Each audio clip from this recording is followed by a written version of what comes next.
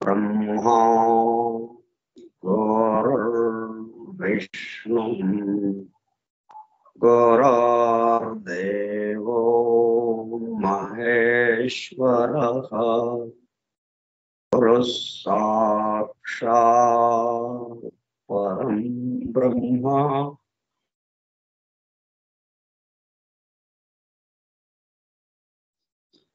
तस्मै श्री गुरवे नमः।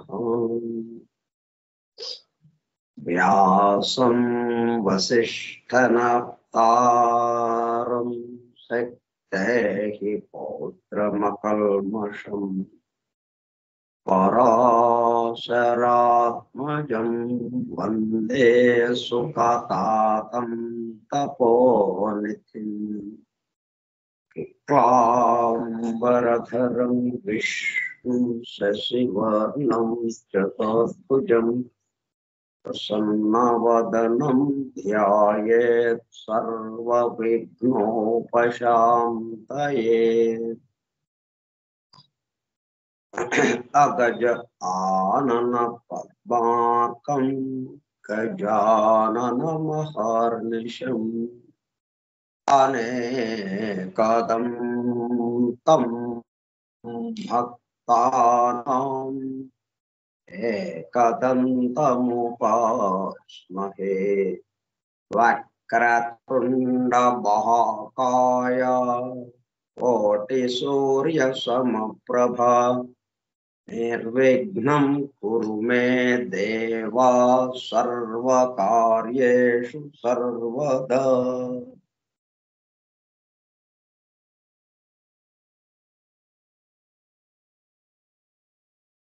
सरस्वती नमस्तुभ्यं वरदे कामरूपिणी विद्यारम्भं करिष्यामि सिद्धिर्भवतु मे सदा। ॐ भूर्भुवः स्वः ॐ तत्सवितुर्वरेण्यं भर्गो देवस्य धीमहि धियो यो नः प्रचोदयात्।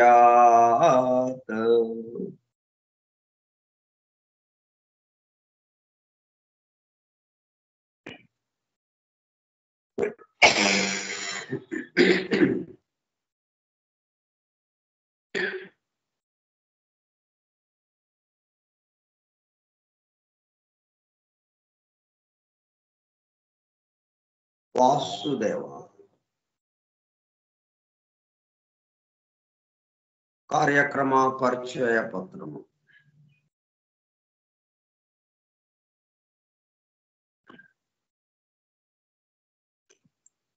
Forum for Truth Seekers, సత్యాన్వేషకుల బృందము.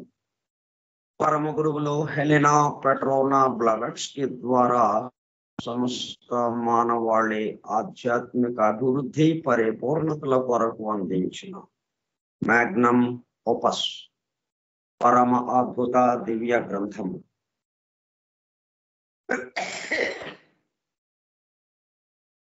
The Secret Doctrine, రహస్య సత్య సూత్రము. వాల్యూమ్ 1, కాస్మోజెనసిస్, ప్రథమ సంపుటము, బ్రహ్మాండోత్పత్తి క్రమము. Part 1, cosmic evolution and 7 stanzas from the book of Dhyan. ప్రథమ భాగము ధ్యాన గ్రంథములోని 7 స్టాంజాస్ లో వివరింపబడిన బ్రహ్మాండ పరిణామము. గ్రంథ పఠనము, అధ్యయనము, అవగాహన, ఆత్మదర్శనము కార్యక్రమము. 121వ పాఠము 2/4/2024 మంగళవారము సాయంత్రం 4:30 గంటలు.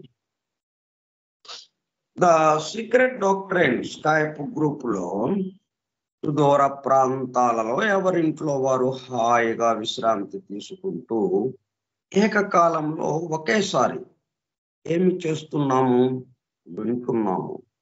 ఏమి వింటున్నాము? శాస్త్ర సాంకేతిక రంగంలో ఎంతో వేగముగా పురోగమిస్తున్న ప్రస్తుత కాలంలోని మానవాళి అదే వేగముతో ఆధ్యాత్మిక రంగంలో కూడా పురోగమించుటకు వీలుగా ప్రపంచంలోని అన్ని జాతుల మతముల పవిత్ర గ్రంథములలో పొడుపు కథల రూపంలో అర్థము అవన్నట్లుగా ఉన్న సృష్టి రహస్యములను, సృష్టి అమెరికా కూర్పును బహిర్గతం చేసి మానవాళికి అందించి వాటి అవగాహన ద్వారా ఆత్మదర్శనము పొందుట అను దివ్య ప్రణాళిక అమలు పరచబడుటకు పరమ గురువులు మేడం హెలెనా పెట్రోనా బ్లవెట్స్కీ ద్వారా అత్యద్భుతముగా అందించిన ద సీక్రెట్ డాక్ట్రైన్ గ్రంథంలో బాహాటముగా ఇవ్వబడిన అతి నిగూఢములైన సృష్టి రహస్యములు, వాటి మూలము, గ్రంథ హృదయమును చేరు పద్ధతులు తెలుసుకోవాలనే తీవ్ర ఇచ్ఛతో, తపనతో సత్యాన్వేషణలో భాగముగా ఎన్నో నిగూఢ విషయములను మరింత లోతుగా తెలుసుకుంటూ సత్యమును చేరు ప్రయత్నంలో మనమందరము ఇక్కడ చేరాము. దానితో పాటు ఆధునిక విజ్ఞానము యొక్క దృష్టి పథము నుండి తప్పిపోయిన తత్వదర్శన అన్వేషణలో అనగా సత్యాన్వేషణ కొరకు కూడా ఈ గ్రంథము దగ్గరకు వచ్చాము. The true student of the secret doctrine is a జ్ఞానయోగి అని తమ చివరి రోజులలో మేడం బ్లవెట్స్కీ అన్న మాటలను నిజం చేయటానికి మనమందరము జ్ఞానయోగిగా అవుటకు కూడా ఇక్కడ చేరాము.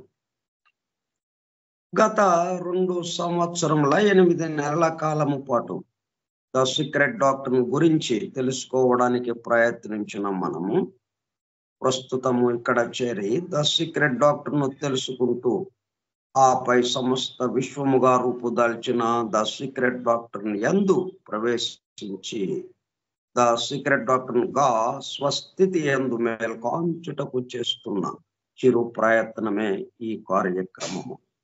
ఈ దివ్య జ్ఞాన మహాయజ్ఞ కార్యక్రమంలో పాల్గొని చెవియొగ్గి వినుచున్న, అనగా ఒళ్ళంతా చెవులు చేసుకుని వినుచున్న ప్రియ సత్యాన్వేషక సోదర శ్రోతలందరకు నమస్కారం. అని బెసెంట్ ప్రసాదించిన universal prayer invocation. O hidden life vibrant in every atom, oh hidden light shining in every creature, oh hidden love embracing all in oneness. May each who feels himself as one with thee know he is also one with every other.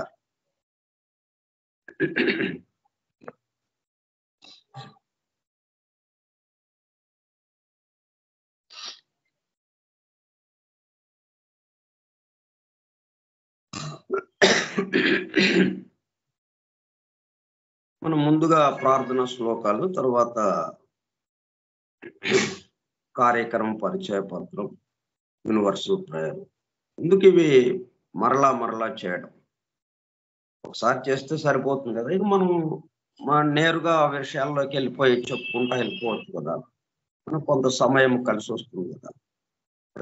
ప్రతిసారి ఏదన్నా చెప్పుకుందామని ప్రారంభించకపోతే ముందు ఇవి మనకి ప్రత్యక్షం అవుతున్నాయి అని మనకు ఒక ప్రశ్న వస్తుంటుంది, అనుమానం వస్తుంటుంది, సందేహం. ఇది మనల్ని ఏం చేస్తుందంటే, మనం ఏ విషయం అయితే తెలుసుకోవడానికి మనం ఇక్కడ కూర్చున్నామో, గ్రహించడానికి, అనుభూతి చెందటానికి, అది మనల్ని నేరుగా అది గ్రహించడానికి, అనుభూతి చెందటానికి వీలుగా మనల్ని సంసిద్ధులను చేసినట్టుగా అవుతుంది.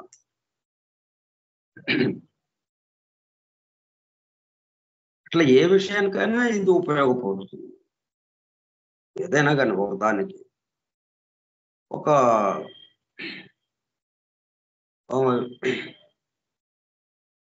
షాపింగ్ మాల్లోకి వెళ్ళాము. ఎందుకు వెళ్ళాము? ముందు దానికి సంబంధించి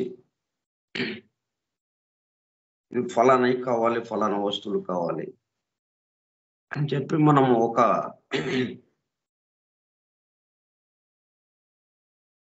దాని గురించి కొంత ఆలోచన చేసి అప్పుడు దాంట్లోకి అడుగు పెడితే అప్పుడు మనకు కావాల్సిన అంతవరకే తీసుకుని రావడానికి వీలవుతుంది. లేకపోతే ఏమవుతుంది, షాపింగ్ మాల్ అంటే సామాన్యమనే కాదు, అన్ని రకాలు అక్కడ ఎదురుగా ఉండి మనల్ని ఆకర్షిస్తూ ఉంటాయి. ఇది బాగుంది, ఇది బాగుంది అని చెప్పి మనకు అవసరం లేకపోయినా ఇంకా తీసేసుకుంటూ ఉంటాం. అదే ముందే ఇదిగో ఈ వస్తువులు మనకు కావాలి, అందుకని ఈ షాపింగ్ మాల్ దగ్గరికి వచ్చాము అని ఒక నిర్ణయం తీసుకుని కొంచెం ఆలోచించి అప్పుడు మనం లోపలికి అడుగు పెడితే, ముందు అనుకుని లోపలికి అడుగు పెడితే అప్పుడు అంతవరకే తీసుకుంటాం. మనకి ఇక అవసరం ఇవి కదా, చూద్దాం ఇవి వాటి సంగతి తర్వాత చూద్దాం అన్నట్టుగా. అది అవసరం లేదు కదా, మనకి ఆకర్షణగా ఉంది, బాగుంది, కానీ అవసరం లేదు మనకి ఇప్పుడు అన్నట్టుగా మనము ఆ యుక్తాయుక్త విచక్షణ పనిచేస్తూ ఉంటుంది మనకి. అందుకని దేనికైనా కానీ ఇది ఉపయోగపడుతుంది. ప్రత్యేకంగా ఇది మనము లోతుల్లోకి వెళ్ళే విషయం. ఇది బాహ్యంగా పైన మనము తెలుసుకోవడానికి కూర్చోలే. ఇక్కడ మనం కేంద్ర మూల స్థానంలోకి వెళ్ళిపోవటానికి, మూలంగా మారిపోవటానికి అక్కడ కూర్చున్నాం మనం. దానికి మనల్ని సంసిద్ధులను చేయాలి అంటే కొంత ఈ ముందు ఏదైతే చెప్పుకుంటున్నాం మనం, అవి మనల్ని పూర్తిగా సంసిద్ధులుగా చేసి రాకెట్ పేల్చినట్టు అవుతుంది. ఉపగ్రహం వెళ్ళాలంటే తనంతరకు తను ఉపగ్రహం వెళ్ళలేదు. ఉపగ్రహాన్ని ప్రయోగించాలంటే తప్పనిసరిగా రాకెట్ కావాలి. రాకెట్ పేలితేనే దాని యొక్క వేగంతో అది ఉపగ్రహాన్ని తీసుకుని పైకి వెళ్ళిపోతుంది. అట్లా ఒక రాకెట్ లాగా మనకి పనికొస్తుంది. రాకెట్ ని పేల్చినట్టు అనమాట. రాకెట్ పేల్చకుండా ఉపగ్రహము ప్రయోగించడం ఉండదు, ఉపగ్రహాన్ని పైకి తీసుకెళ్ళటం ఉండదు. ఇట్లా ఇవి మనకి వీటి ద్వారా ఆ లోతుల్లోకి, అంతరిక్షంలోకి, అంతరాంతరాల్లోకి, లోపలికి వెళ్ళటానికి మనకి ఉపయోగపడతాయి. అందుకని ప్రత్యేకంగా చదువుతూ ఉన్నాను. మనం స్టాంజా 1లోనే ఉన్నాం. శ్లోక 6కి సంబంధించి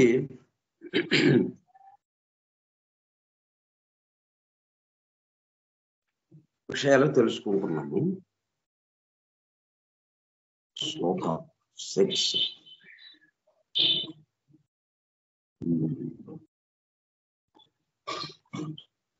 దాంట్లో 3 భాగాలుగా ఉంది. 6వ శ్లోకం.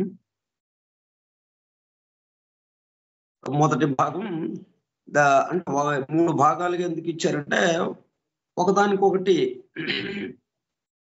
సంబంధంగా ఉంటుంది. ఆ మొదటి భాగం అర్థమైతే అప్పుడు రెండో భాగం దాని యొక్క స్థితి మనకి తెలుస్తుంది. ఆ మొదటిది రెండోది అర్థమైతే మూడోది దాని యొక్క స్థితి మనకి తెలుస్తుంది. అందువల్ల మనం 3 భాగాల్ని ప్రతిసారి మనం గుర్తు చేసుకుంటుంటే ఇప్పుడు మనం చెప్పుకోబోయేది చక్కగా అర్థం అవటానికి అవకాశం ఉంటుంది. 6వ శ్లోకం మొదటి స్టాంజాలోని 6వ శ్లోకం మొదటి భాగం. The 7 sublime larks and the 7 truths had ceased to be. సాధ్యులు అనే పురాణ వాంగ్మయము వ్యవహరించుచున్న సర్వాంతర్యామి యొక్క ముద్దు బిడ్డలైన అత్యున్నత సూక్ష్మ రూపములోనున్న విశ్వే దేవతలు లేక విశ్వ ప్రభువులు 7గురును మరియు వారి నుండి ఒక్కొక్క పరివర్తనలో ఒక్కొక్క బోధిసత్వుని ద్వారా ఒక్కొక్క రౌండ్ లో పరివర్తనం అంటే రౌండ్, ఒక్కొక్క రౌండ్ కి ఒక్కొక్క హెడ్ ఉంటాడు. ప్రతిదానికి ఒక హెడ్. ఎందుకంటే అదొక సమూహం. ఏది తీసుకున్నా మనం అదొక సమూహంగా ఉంటుంది. హెడ్ ఒక పశువుల మంద ఎలాగైతే ఉంటుందో, ఒక పశువుల గుంపు ఎలాగైతే ఉంటుందో, దానికి పశుపాలకుడు ఎలాగైతే ఉంటాడో, అందుకే దానికి సంకేతంగానే యేసుక్రీస్తు పశుపాలకుడుగా వచ్చాడు, కృష్ణుడు పశుపాలకుడుగా వచ్చాడు. ఒక్కొక్క బోధిసత్వుని ద్వారా వెలువడే 7 మహాసత్యములను వాటి కార్యకలాపములు నిలుపుదల చేయబడి స్తంభింపబడినది.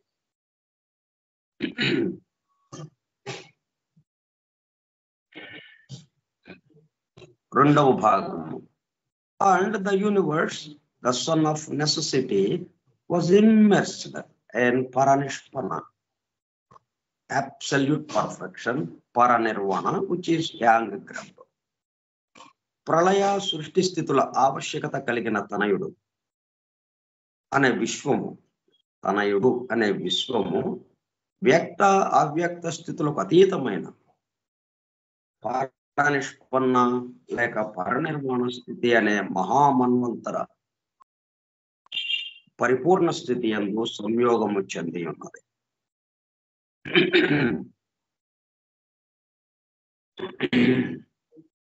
ఇక 3వ భాగం. అందువల్ల ఏమైందనమాట, ఇప్పుడు ఇక్కడ మనకి దేశము కాలము ముందు కూడా లేని పరిస్థితిగా ఉంది. అయితే ఈ దేశము కాలము ఎక్కడికి వెళ్ళిపోయింది?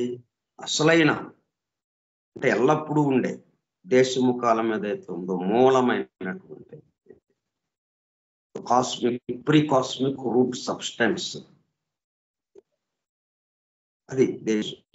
Pre cosmic ideation. దాంట్లో ఈ మామూలు ఈ వ్యక్తము అవ్యక్తం అనే సృష్టికి సంబంధించిన విశ్వం ఏదైతే ఉందో ఆ విశ్వానికి సంబంధించిన దేశము, ఆ విశ్వానికి సంబంధించిన కాలము, ఆ దేశంలో ఆ కాలంలో కలిసిపోయి పూర్తిగా పరనిర్వాణ స్థితి అన్నట్టుగా ఉంది. 3వ భాగం. To be out breadth by తత్ which is and that is not was. మహాశ్వాసలోని the great divine breath, మహా ఉచ్ఛ్వాసము ద్వారా లోనికి పీల్చబడి ప్రళయ స్థితిలోనికి వెళ్ళిన విశ్వము మహా నిశ్వాసము ద్వారా తిరిగి విశ్వ సృష్టి వ్యక్తము కావలసి ఉన్నది. అయినప్పటికీ ఇంకా నిశ్వసింపబడలేదు. సమస్తము శూన్యముగా శూన్య స్థితిలో ఉన్నది.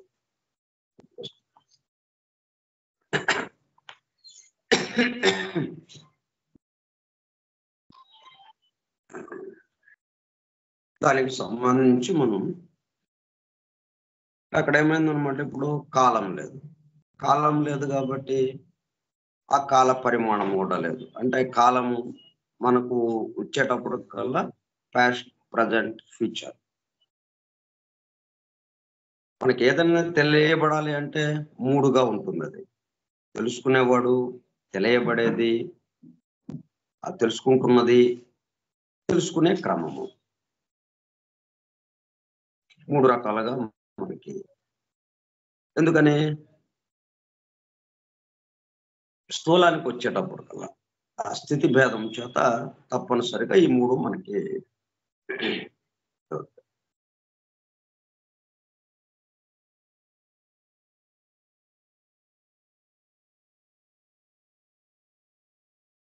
ఇవన్నీ ఏంటంటే measurable concepts of the objective phases of the subjective whole. మొత్తం కలిపి ఒకటి. కాలము అంటే ఒకటే కాలం.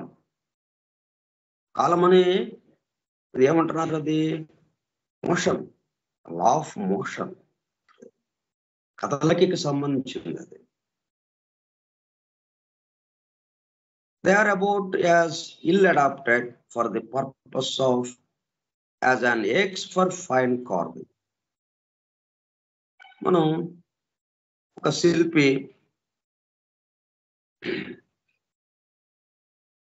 చెక్కలో మనకి ఒక చెక్క తీసుకుని దాంట్లో అద్భుతమైనటువంటి, సుందరమైనటువంటి, ఎంతో సౌందర్యంతో ఉండే ఒక శిల్పాన్ని ఒక దైవంకి సంబంధించిందో, ఒక సౌందర్యవతిను, ఒక సుందర యువకుడును, అటువంటి ఒక అద్భుతమైనటువంటి చిత్రాన్ని చెక్క మీద చెక్కటానికి చిత్రకారుడు ఏం చేస్తాడు? చాలా సున్నితమైనటువంటి పరికరాలు వాడతాడు. కానీ ఇప్పుడు మనం ఈ పాస్ట్, ప్రజెంట్, ఫ్యూచర్ అని మనము వాడుతున్నామే మాటలు. అది ఎట్లాగుంది అంటే అతనికి గొడ్డళ్ళు ఇచ్చి, ఇప్పుడు చెట్టు కొట్టేయాలంటే గొడ్డలతో కొడతాం. కానీ ఇది చక్కటి సౌందర్యంగా చేయాల్సినటువంటి శిల్పం, చెక్కాల్సింది. అది గొడ్డలతో చెక్కడం అనేది అసాధ్యం. అది గొడ్డలతో చెక్కడం అంటే ఆ రూపము, ఆ సుందర రూపము అవన్నీ రాదు. సున్నితమైన పరికరాలు కావాలి దానికి. కాబట్టి మరి ఆర్టిస్ట్కి మనం ఆ స్కల్ప్చర్ ఇట్లా చెక్క మీద శిల్పాన్ని చెక్కేవాడు, వాడికి గొడ్డలు ఇస్తామా? వాడు గొడ్డలు తీసుకుని చేస్తాడు? అది లేదు కదా.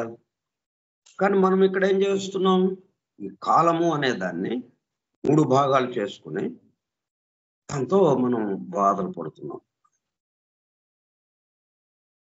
3గా వచ్చేటప్పుడు కల్లా జరిగిపోయిన దాని గురించి విచారించడం, ఇప్పుడు జరుగుతున్నది దాని గురించి ఎక్కువ ఆలోచించకుండా, ఇప్పుడు ఏం చేయాలనేది కాకుండా, రేపేమవుతుందో, ఎందుకు ఆ భయం వచ్చింది? అది జరిగిపోయేందుకు గుర్తొచ్చి ఆ విచారంతో జరగబోయేది ఏమవుతుందో, ఇంకా మన పరిస్థితి ఏంటి అని ఇట్లాగా పాస్ట్ లోను, ఫ్యూచర్ లోను ఉంటూ ప్రజెంట్ మర్చిపోయి అన్నట్టుగా అయిపోతా ఉంది.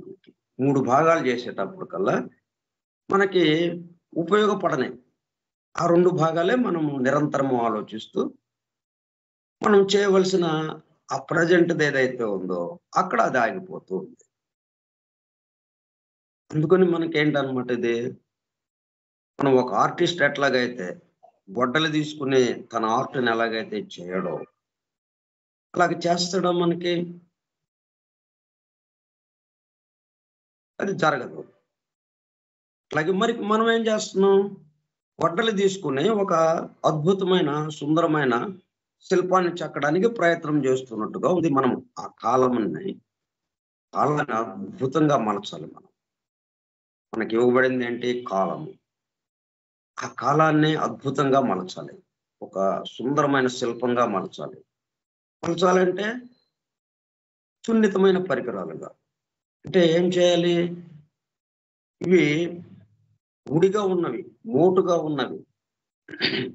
వీటిని పరిశుద్ధం చేయాలి. పాస్ట్, ప్రజెంట్, ఫ్యూచర్ అన్న ఈ 3 మాటల్ని, ఈ 3 పదాలని చేసి ఇవి ఎక్కడి నుంచి వస్తున్నాయి? ఎక్కడ మొదలైంది ఇవి? సృష్టికి ముందు కూడా ఉన్నాయా ఇవి అని వీటి యొక్క మూలాన్ని మనం తెలుసుకుంటే, మూలం దగ్గర మొత్తం కలిసిపోయే ఉంది. అక్కడ పాస్ట్, ప్రజెంట్, ఫ్యూచర్ లేదు. ఎందుకు master, in the words of a master, ఆయన ఎందుకు ఇరిటేట్ అవుతున్నారు? I feel irritated at having to use these 3 clumsy words, past, present and future, miserable concepts of the objective phases of the subjective whole. మనం objective universe లో ఉన్నాం. మన స్థితి భేదం చేత మనకు అనిపిస్తుంది. మనం ఇప్పుడు ఇదంటే మనం ఇరిటేట్ అవుతాం. మాస్టర్ ఏమో ఈ 3 పదాలు వాడితేనేమో ఆయన ఇరిటేట్ అవుతున్నాడు. ఆ 3 పదాలు వాడకుండా మెదలకుండా ఒక్క పదం వాడి మెదలకుండా కూర్చోండి మనం ఇరిటేట్ అవుతాం. ఇక్కడ పెద్ద గొడవ అయిపోతుంది. ఎందుకంటే మనకి ఇది అలవాటైంది. మనం నిత్య జీవితంలో ఈ 3 లేకుండా కదలిక లేదు మనకి. కాబట్టి దీన్ని జాగ్రత్తగా, ఎందుకంటే ఇప్పుడు ఎక్కడున్నాం మనం? 3 లేని స్థితిలో ఉన్నాం. కాలం కూడా లేదు, దేశం కూడా లేదు, మొత్తం పునుకు తీస్తూ ఉన్నది. ఎక్కడికక్కడ అయిపోయింది. మనం నిద్రలో మనకి కల వచ్చింది, కానీ ఆ కలకి మనము ఆ నిద్రపోతూ ఉన్న దీనికి కలలో మళ్ళీ జరిగిపోతున్నాయి సంఘటనలు.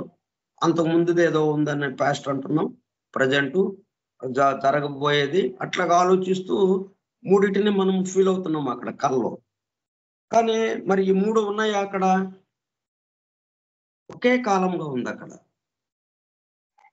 ఒకే కాలాన్ని మనం 3గా ఫీల్ అవుతున్నాం.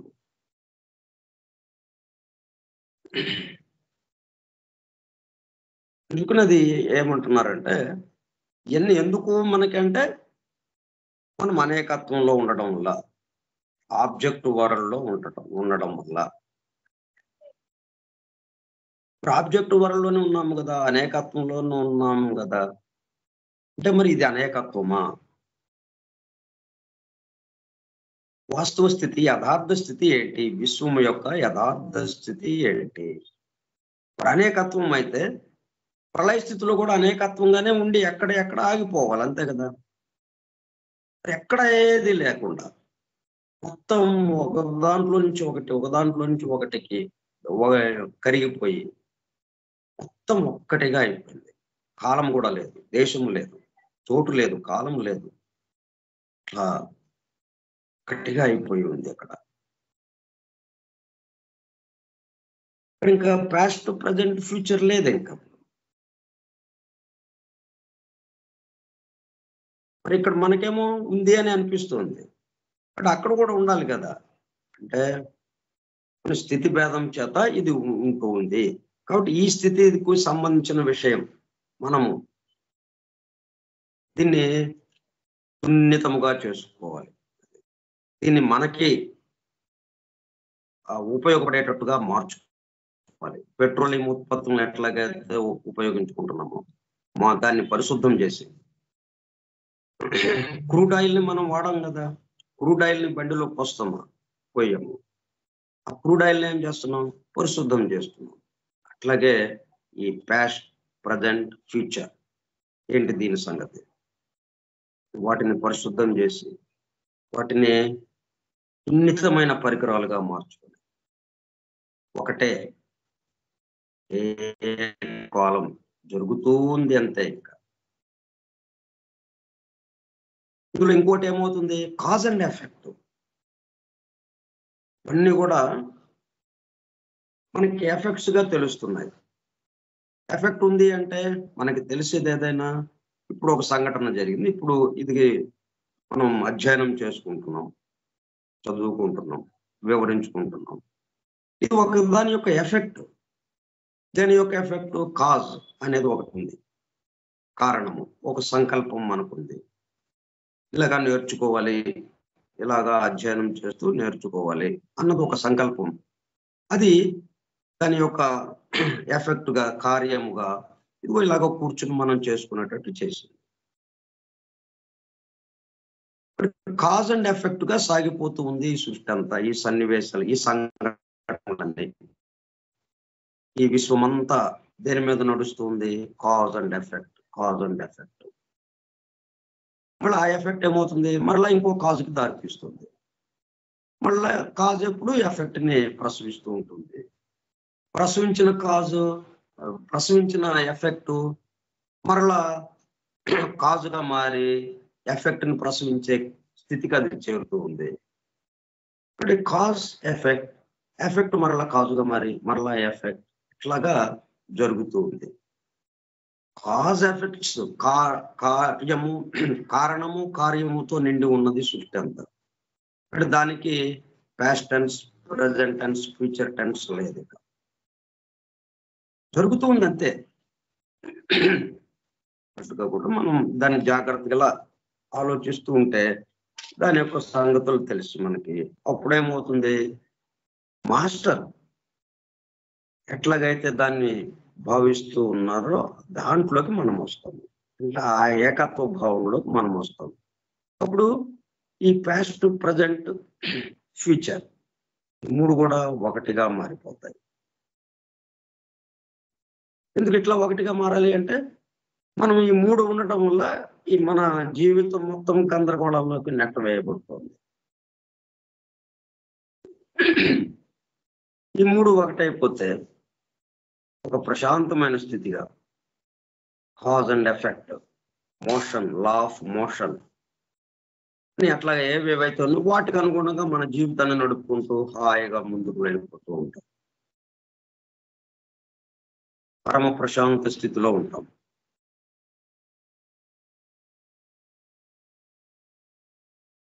కాబట్టి మనకి ఆ చెక్క మీద చక్కటి రూపాన్ని చెక్కడానికి వాటికి గొడ్డలి ఇవ్వడం కాకుండా, గొడ్డలి ఇచ్చినట్టుగా మనము ఈ కాలాన్ని పాస్ట్, ప్రజెంట్, ఫ్యూచర్ గా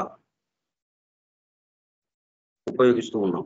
అట్లా ఉపయోగించామంటే అర్థం ఏంటి? ఒక పనికి కావలసిన సున్నితమైన పరికరం ఏదైతే ఉందో అది కాకుండా మోటైన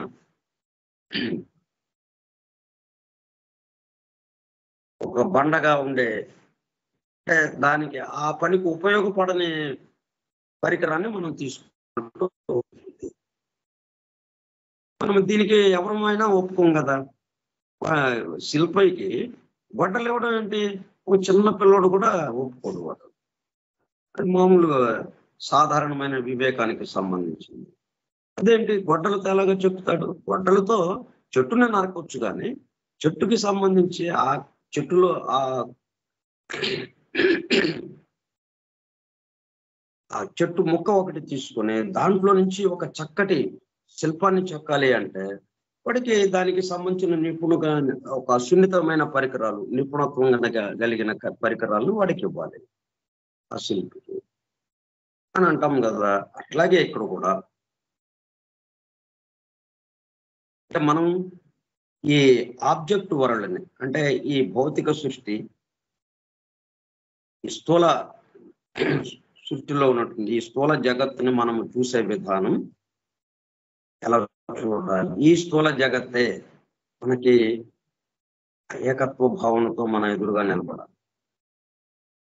నిలబడాలి అంటే ముందు కాలంతో మొదలు పెట్టాలి. మనం కాలాన్ని మూడుగా ఏదైతే ఉందో ఆ మూడుని ఒకటిగా చేసుకోవటం. ఏ కాలము వెళ్ళిపోతూ ఉంది, జరిగింది లేదు, జరుగుతున్నది లేదు, జరగబోయేది లేదు అన్నట్టుగా జాగ్రత్తగా ఆలోచిస్తే అది మనకి అందుతుంది. వన్ హ్యాస్ టు అక్వైర్ పరమార్థ. దీని ద్వారా మనం ఏంటి జరుగుతుంది? మూడు కాలాలు ఉన్నాయంటే మనం ఈ అనేకత్వం నుంచి బయటపడటం చాలా కష్టం అవుతుంది. ఆ 3 అన్నదే మనల్ని ఆ ఊబిలోకి నెట్టేసినట్టుగా, ఆ మాయలోకి నెట్టేసినట్టుగా అయిపోయింది మనకి. స్థూల జగత్తులోకి, భౌతిక విషయాల్లోకి మనము వెళ్ళిపోయినట్టుగా, పరిమితమైనటువంటి దాంట్లోకి వెళ్ళిపోయినట్టుగా అయిపోయింది. ఇప్పుడు మనం అసలైన స్థితి అపరిమితమైనది, ఏకత్వ స్థితి. ఆ స్థితికి వెళ్ళాలి అంటే ఈ కాలానికి సంబంధించి ఇక్కడ మనం మొదలు పెడితే ఇప్పుడు ఎట్లాగో ఉందో ఈ ఈ ప్రళయ స్థితిలో ఈ కాలము ఏ విధంగా ఉన్నదో, ఈ సృష్టి స్థితిలో కూడా దాన్ని అదే పద్ధతిలో ఆ విధంగా భావన చేస్తూ మనం వెళ్తుంటే ఆ ఏకత్వ స్థితి మనకు అందుబాటులోకి వస్తుంది. అందుకని ఏం చెప్తున్నాడంటే ఇక్కడ వన్ హ్యాస్ టు అక్వైర్ పరమార్థ.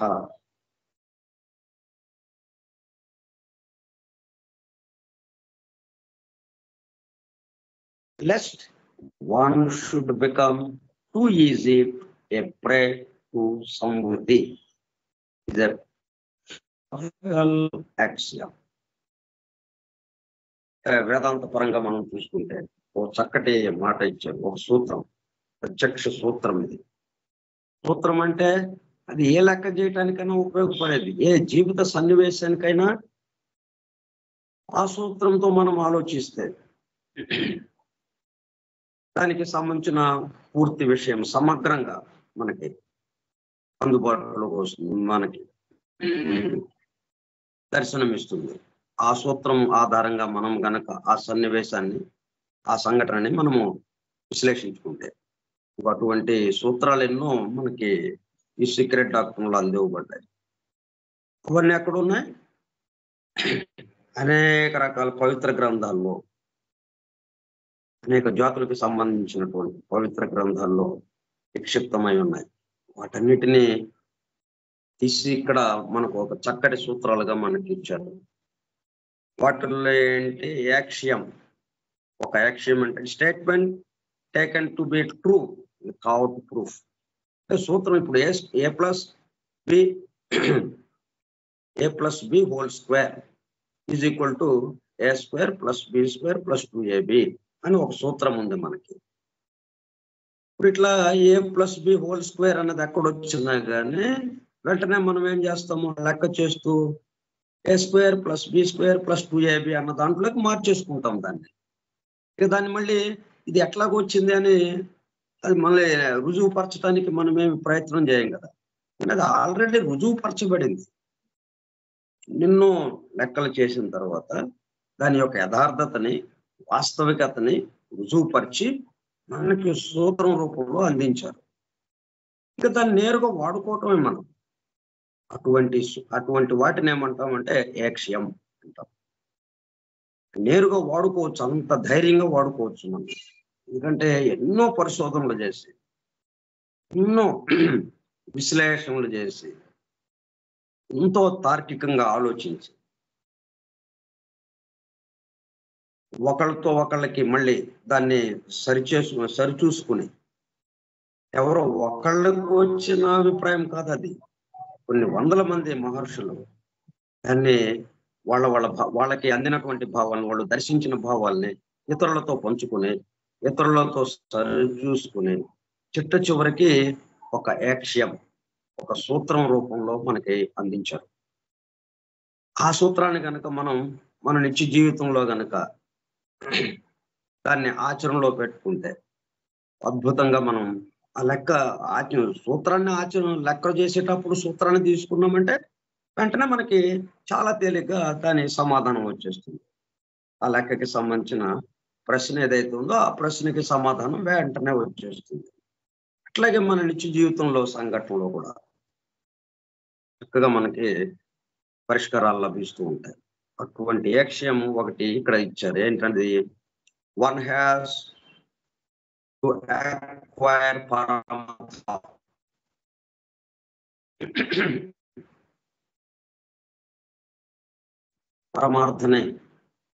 పరమార్థాన్ని మనం పొందాల్సిన అవసరం ఉంది. నెక్స్ట్ ఒకవేళ పొందకపోతే అట్లా కాకుండా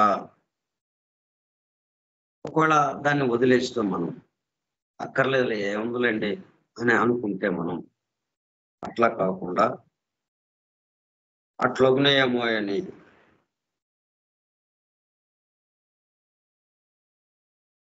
దాన్ని వదిలేస్తే should become too easy a prey to సమృద్ధి. అంటే ఈ భౌతిక విషయాల్లో ఈ మాయ అనేది ఏదైతే ఉందో అనేకత్వం యొక్క ఉచ్చులో ఈజీగా చాలా తేలిగ్గా ఆ ఉచ్చులో ఇరుక్కోవటం జరుగుతుంది. ఎట్లాగైతే వేటగాడు వల వేస్తాడు, అక్కడ ఒక ఉచ్చు వేస్తాడు, అక్కడ తెలియకుండా పైన ఆకులు కప్పేసి ఉంచుతాడు. ఆ మృగం ఏం చేస్తున్న జంతువు తెలియకుండా అటు వచ్చేస్తుంది. అక్కడ ఏదో తినటానికి ఉన్నట్టుగా పైన పెడతాడు, ఆ తినటానికి కోసం అని చెప్పి దానికేసి వస్తుంది. దానికేసి వచ్చేటప్పుడు కల్లా ఆ ఉచ్చులో ఇరుక్కుపోతుంది, చాలా తేలిగ్గా అనమాట ఉచ్చులో ఇరుక్కుపోతుంది. అట్లా మనం పరమార్థం గురించి ఆలోచించకపోతే అప్పుడేమవుతుంది, one should become too easy, చాలా తేలికైపోతుంది. దేనికి? ప్రే టు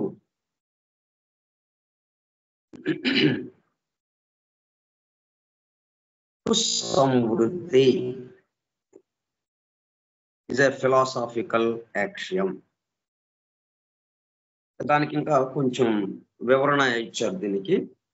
ఏంటంటే, in clearer words, one has to acquire true self-consciousness in order to understand samvriti or the origin of delusion.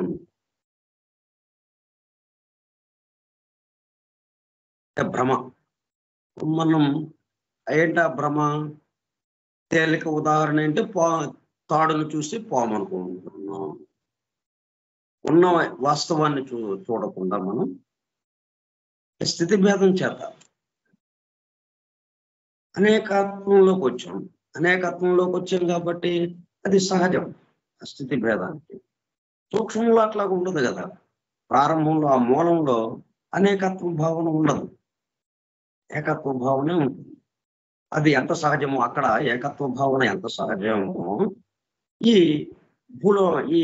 భౌతిక సృష్టిలోకి వచ్చేటప్పుడు, ఈ స్థూల జగత్తులోకి వచ్చేటప్పటికి అనేకత్వము అంత సహజం. అయితే ఇక్కడ ఏంటి, దాన్ని జాగ్రత్తగా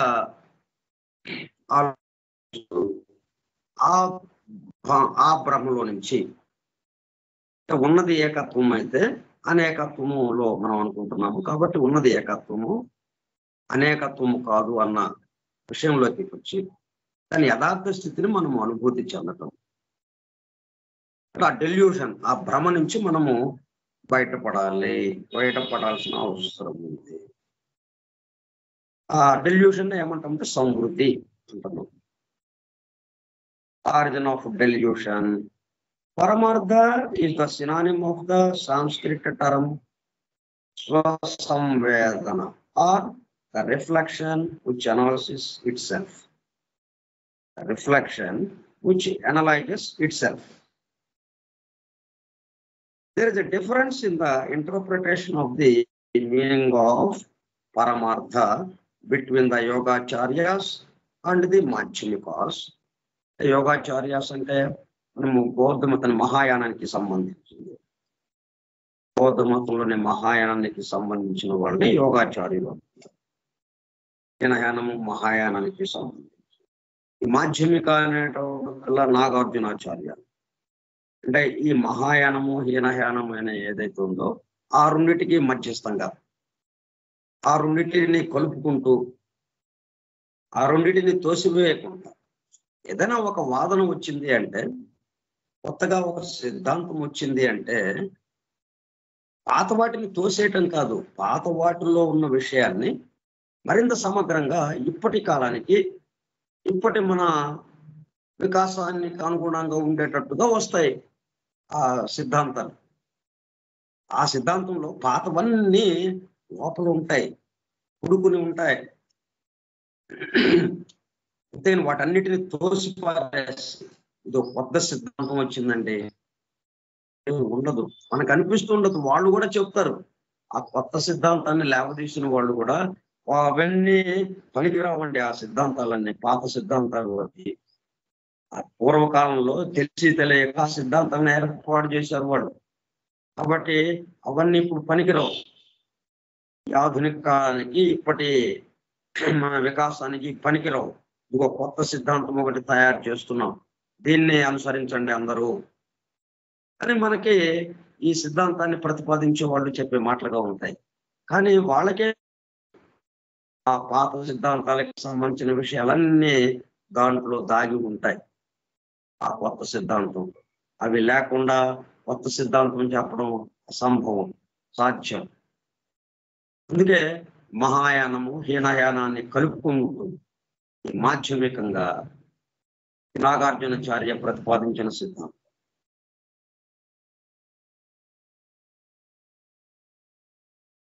ఆ పరమార్థాన్ని ఆయన వివరించాడు. ఎట్లాగా neither of whom however explained the real and true esoteric sense of the expression.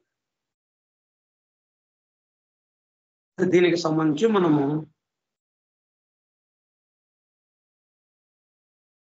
Divine plan లోకి వెళ్దాం.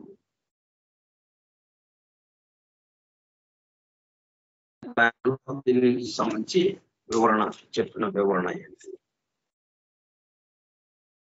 ఇక్కడ ఏక్ష్యం ఏంటి ఇచ్చారు? ఆ సూత్రం ఏంటి? మనం పరమార్థాన్ని పొందాలి. పరమార్థం గురించి ఆలోచిస్తూ ఆ పరమార్థాన్ని పొందాలి. పరమ అర్థము. ఆ పరమ అర్థము అది దాని సంగతి కొంచెము వివరించుకుందాం మనం. అండ్ మనం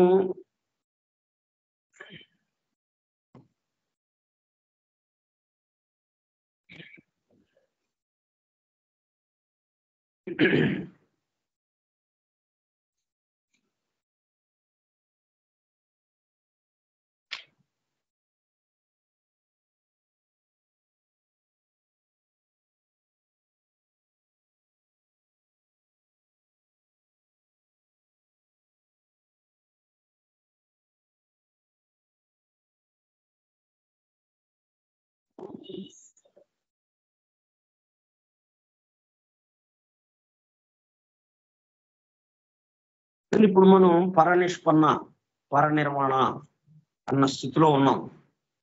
కాబట్టి ఈ స్థితిలో మనం ఉండగా అంటే ప్రళయ స్థితికి సంబంధించిన ఈ స్థితిలో మనం ప్రస్తుతం ఉన్నాం. కాబట్టి ఇక్కడ ఉన్న విషయాన్ని మనము ఎందుకు ఈ ప్రళయ స్థితి గురించి ఎంత వివరంగా చెప్పుకుంటున్నాము? దీన్ని తీసుకువెళ్ళి మనము సృష్టి స్థితిలో అప్లై చేయటం కోసం, సృష్టి స్థితిలో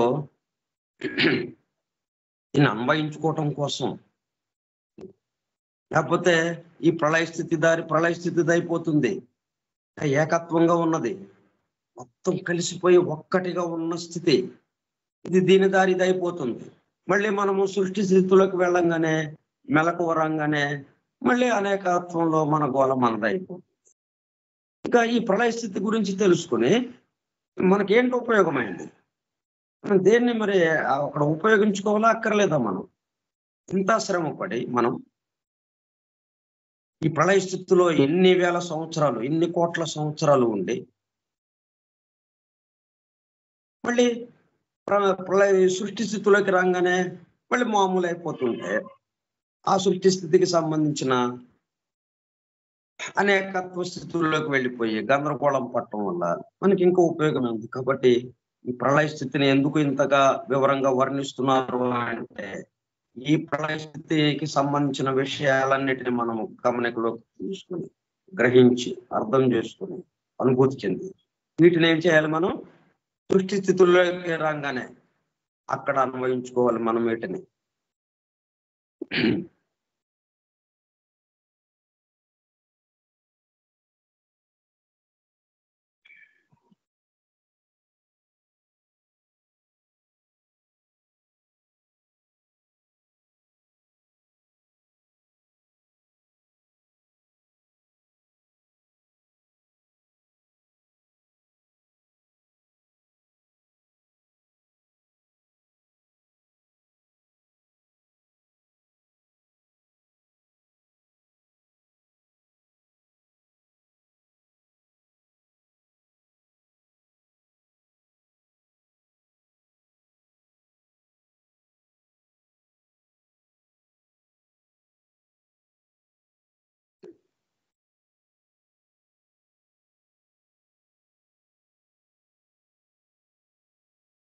but it is one thing to enter paranirvana. మనం రెండో భాగంలో పరనిర్వాణ, పరనిష్పన్న, యాంగ్, గ్రబ్ అని 3 పదాలు వచ్చినాయి కదా మనకి. ఆ 3 పదాలు కూడా సమానార్థం కలిగినది. One thing to enter paranirvana in the consciousness of a Dhyana Buddha who has the knowledge of Paramartha. మనం ఆ పరమార్థాన్ని పొందాలి, ఆ జ్ఞానాన్ని పొందాలి అని కదా మనం చెప్తుంది. ఒకవేళ అది పొందకపోతే ఏమవుతుంది? మనం ఈ అనేకత్వానికి సంబంధించి స్వసంవేదన దాంట్లోకి వెళ్ళిపోతాం. The supreme reality or absolute truth. పరమార్థ అంటే అర్థం ఏంటి? The supreme reality or absolute truth. Reality అని ఎందుకు అంటున్నాము? అదంతా రియాలిటీ, సుప్రీం రియాలిటీ అంటున్నాం. ఎందుకని అంటే ఇదేమో ఎప్పటికప్పుడు మార్పులకి మనకి 2 దర్శనం ఇస్తున్నాయి ఇక్కడ.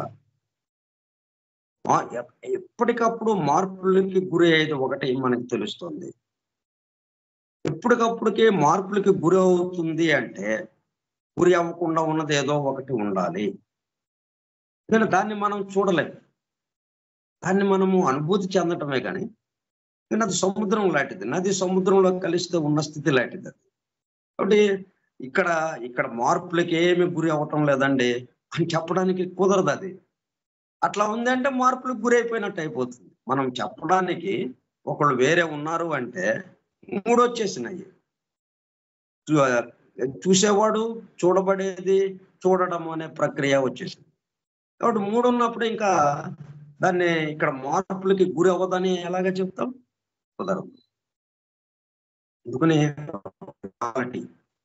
యథార్థత, వాస్తవంగా ఉన్నది ఏంటి అనేది ట్రూత్, అబ్సల్యూట్ ట్రూత్, ఒకే ఒకటి ఏదైతే ఉన్నదో దాని గురించి ఇట్లా ఉంటుందని అనుకోవటమే కానీ మనం దాన్ని అనుభూతిలోకి తీసుకెళ్ళిపోవటమే. మనం తిన్నాము, చక్కగా భోజనం చేసాం, చాలా బాగుంది అనిపించింది, కానీ దాన్ని మాటల్లో ఏం చెప్తాం? బాగుందని అంటామే తప్పితే ఇంకేం లేదు. ఇక అనుభూతి అది. అట్లా అనుభూతికి సంబంధించింది ఇది రియాలిటీ. అంటే అది మార్పులకి గురి కానిది. ఎందుకంటే చక్రం తిరుగుతోంది అంటే అర్థం ఏంటి? తిరగనది ఒకటి దాంట్లో ఉంది, మధ్యలో ఇరుస్సు తిరగకుండా ఉంది కాబట్టి ఆ మిగతా చక్రం అంతా గుండ్రంగా తిరుగుతూ ఉంది. మార్పులకి గురి అవుతూ ఉంది. మార్పులకి గురి అవుతూ ఉంది అంటే అర్థం ఒకటి గురి కానిది ఏదో ఒకటి దాని ఆధారంతో ఇది గురి అవుతూ ఉంది, మార్పులకి గురి అవుతూ ఉంది. మార్పులకి గురి కానిది ఒకటి ఉంది, ఆ అబ్సల్యూట్ ట్రూత్, సుప్రీం రియాలిటీ. దాన్నే పరమార్థ అంటున్నాం. పరమార్థ, పరమ అంటే ఏంటి? Literally the highest goal, highest goal అన్నమాట. మన యొక్క అసలైన ఉన్నత శిఖరాలకి చేరేది, ఉన్నతమైనటువంటి లక్ష్యం మనది. పరమ అంటే హైయెస్ట్, పరమ అర్థం ఏంటి? అత్యున్నతమైన అనమాట. ఇక దాని తర్వాత ఇంకేం చెప్పడానికి కన్నా వేరే ఉందండి అని అంటానికి లేదే కాదు. అదే ఫైనల్, ఇంకా మొత్తానికి అదే ఆధారం. కానీ ఇక్కడి నుంచి మనము ఎన్నైనా చెప్పుకోవచ్చు, దీనికి ఇదండి, దీనికి ఇది. మనం ఎక్కడికి వెళ్ళినా కానీ మనం ఉన్నామంటే అది 3గా కనిపిస్తూ ఉంటుంది. కాబట్టి దీనికన్నా మించింది ఒకటి ఉంటుంది. మళ్ళీ అక్కడికి వెళ్ళాం, దానికన్నా మించింది ఒకటి ఉంటుంది. ఎందుకంటే ఇదంతా ఎలా వచ్చింది? కాజ్ అండ్ ఎఫెక్ట్ ఆధారంగా వచ్చింది. కాబట్టి మనం ఏంటి, ఎక్కడికి వెళ్ళినా ఎఫెక్ట్ దగ్గరికి వెళ్తాం. మొట్టమొదటిగా ఎఫెక్ట్కి కాజ్ ఏదో ఉంటుంది. సరే, కాజ్ దగ్గరికి వెళ్దాం. శాస్త్ర బతుకుతా ఏదో మొత్తానికి కష్టపడి ఎవరెస్ట్ శిఖరాన్ని ఎక్కడానికి మరి ఆయుధాలన్నీ 2 చేతుల్లో 2 కర్రలు పెట్టుకొని, ఆ డ్రెస్ వేసుకొని, బూట్లు తొడుక్కుని మొత్తానికి కష్టపడి ఆ ఎవరెస్ట్ శిఖరాన్ని ఎక్కుతూ ఉన్నాము. ఎక్కాము. ఎక్కితే దానికన్నా పెద్దది ఒకటి కనిపిస్తుంది అక్కడ. అట్లాగా ఎందుకంటే ఇవన్నీ కాజ్ అండ్ ఎఫెక్ట్. మనము ఎక్కడికి చేరినా కానీ అది ఎఫెక్ట్ అయిపోతుంది. బ్రహ్మ దగ్గరికి చేరినా అది ఎఫెక్ట్. ఆ బ్రహ్మ దగ్గరికి వచ్చేసామండి, సృష్టికర్త దగ్గరికి. ఇంకా ఏంటి మనము అనంటే తీరాలు చూస్తే ఆయన ఏంటి, ఎఫెక్ట్. కాజు ఇంకొకడు ఉన్నాడు, ఆయన సృష్టి చేయమని నియమించిన కూడా ఒకడు వేరే ఉన్నాడు. అది అట్లాగే అయిపోయింది అనమాట. కాజ్ అండ్ ఎఫెక్ట్ మీద ఆధారపడింది మొత్తం. వాళ్ళు ఎక్కడికి వెళ్ళినా కానీ మనకి ఎఫెక్టే. మనం వెళ్ళామంటే ఎఫెక్ట్, అది కాజ్ వేరే ఉంటుంది. సరే, మళ్ళీ కాజ్ దగ్గరికి వెళ్తాం. కాజ్లెస్ కాజ్, చిట్ట చివరిది ఏంటనమాట, ఇంకా దానికి కారణం లేదు, తనే కారణం, తనకు తనే. అది పరమా, దాన్ని పరమా అంటున్నాం. Highest, supreme reality, absolute truth అన్నమాట. పరమ, హైయెస్ట్. అర్థ, ఎయిమ్, పర్పస్. అర్థ అంటే ఎయిమ్, లక్ష్యాన్ని చేరటం అనేది ఆ పరమ ప్రయోజనము, అది పరమార్థం. మరి దాన్ని పొందాలి మనం. దాన్ని పొందితే ఏమవుతున్నప్పుడు ఈ మూడు కాలాలు ఒకటైపోతుంది. ఇక్కడే ఉంటాం మనం, ఈ మూడు కాలాల్లోనే ఉంటాం మనం. మూడు కాలాలతో పాటు తిరుగుతూ ఉంటాం మనం. కానీ మూడు కాలాలు మనల్ని ఇబ్బంది పెట్టవు, మనల్ని బాధించవు. మూడు కాలాలు ఒకటే కాలంగా ఒక్కదాన్ని, ఆ మూడు కాలాల్లో ఒకే దాన్ని మనము దర్శిస్తూ ఆ పరమార్థం ఏదైతే ఉందో, పరమార్థం, సుప్రీం రియాలిటీ, దాన్ని అనుభూతి చెందుతూ ఇక్కడ మనం మన జీవనాన్ని కొనసాగిస్తాం. ఇప్పుడు ప్రళయ స్థితిలో ఎలాగుంది, పరనిర్వాణం, ఆ సుప్రీం రియాలిటీలో బాగా మనం కలిసిపోయి ఉన్నాం ఇప్పుడు. ఒకటి ఇంత అనేకత్వం కూడా ఏమైంది, ఇక్కడ ఒక్క చోట ఉంది, ఒక్క దాంట్లో ఉంది. ఈ అనేకత్వం అంతా కలిగి ఉన్నవాడు ఆ సుప్రీం రియాలిటీ. ఈ అనేకత్వము, ఈ డెల్యూషన్, ఈ భ్రమ, మాయ, ఇవన్నీ ఎక్కడున్నాయి, ఆయనలోనే. ఆయనలో ఉండబట్టే ఇక్కడ వ్యక్తమవుతోంది. ఆయనలో లేకుండా ఇక్కడ వ్యక్తమవుతున్నాయంటే ఆయనకన్నా గొప్ప అవుతాయి ఇవి, ఆయనకి సంబంధించిందే. అవ్యక్తంలో ఇప్పుడు మనం ఎలా ఏదైతే ప్రళయ స్థితిలో ఉన్నామో, అంతకుముందు ఏ స్థితి ఉంది, సృష్టి స్థితి ఉంది. సృష్టి స్థితిలో ఉన్న అనేకత్వం ఏమైపోయింది, ఒక్కటిగా ఇక్కడ మారిపోయింది. అంటే అర్థం ఏంటి, ఈ అనేకత్వ స్థితి ఏదైతే ఉందో, ఈ సృష్టి స్థితికి సంబంధించి ఈ విశాల విశ్వము, అనేక రకమైనటువంటి బ్రహ్మాండ గోళాలు, అనేక గోళాలు. దాని తర్వాత ఒకటి అది సృష్టింపబడుతోంది. అనేక సృష్టులు, విశ్వ సృష్టులు అన్నీ కలిపి ఎక్కడున్నాయి, ఒకళ్ళలో నుంచి వస్తూ ఉన్నాయి. వాడిలో ఉంటేనే కదా ఇవన్నీ మళ్ళీ వాడిలో లీనమైపోతూ ఉన్నాయి. కాబట్టి వీటి యొక్క విశేషం ఏంటి, వీటిని ఎలా అర్థం చేసుకోవాలి మనము, ఇవి ఒకదానికి సంబంధించింది అని ఈ ప్రళయ స్థితిలో ఉండగా మనము ఇలాగా అర్థం చేసుకోవాలి. మనము సృష్టి స్థితికి వచ్చినప్పుడు ఈ ప్రళయ స్థితి నుంచి మనకి ఈ బ్రహ్మాండ పరిణామం చెప్పడం కోసమే కదా 7 స్టాండర్స్ వచ్చినాయి మనకి. మనం ప్రళయ స్థితిలో ఆపేయడం కోసం రాలా, ఇది ఒక్క ప్రళయ స్థితి గురించే చెప్పుదామని ప్రారంభించాల దీన్ని. అయితే ఎందుకు ప్రళయ స్థితితో ప్రారంభించారంటే, ఈ ప్రళయ స్థితిలో ఉన్న విషయాన్ని మీరు ఇక రాబోయే స్టాంజర్స్ లో వివరింపబడే ఆ బ్రహ్మాండ పరిణామం, ఈ సృష్టి ఎలాగ అవుతుందో, అనుభవించి ఈ బ్రహ్మాండమైన విశ్వంగా తయారవుతుందో, అక్కడికి వచ్చినప్పుడు ఈ విషయాన్ని ఈ బ్రహ్మాండమైన విశ్వంలో మనము అన్వయించుకోవడానికి, వాటి ప్రకారం మనము ఇక్కడ జీవనం సాగించడానికి ఇక్కడ మనకి ప్రళయంతో ప్రారంభించారు. ఇంకా దీనికి సంబంధించిన మరిన్ని విశేషాలు మనం చెప్పుకుందాం, కొనసాగిద్దాం తదుపరి. స్వస్తి ప్రజాభ్యః పరిపాలయంతాం న్యాయేన మార్గేణ మహిం మహిషాః గోబ్రాహ్మణేభ్యः శుభమస్తు నిత్యం లోకాః సమస్తాః సుఖినో భవంతు లోకాః సమస్తాః సుఖినో భవంతు లోకాః సమస్తాః సుఖినో భవంతు ఓం శాంతి శాంతి శాంతి. ఓపికగా ఉన్నటువంటి సోదర సత్యాన్వేషక బృందమునకు ధన్యవాదములు. Thank you all. వాసుదేవ.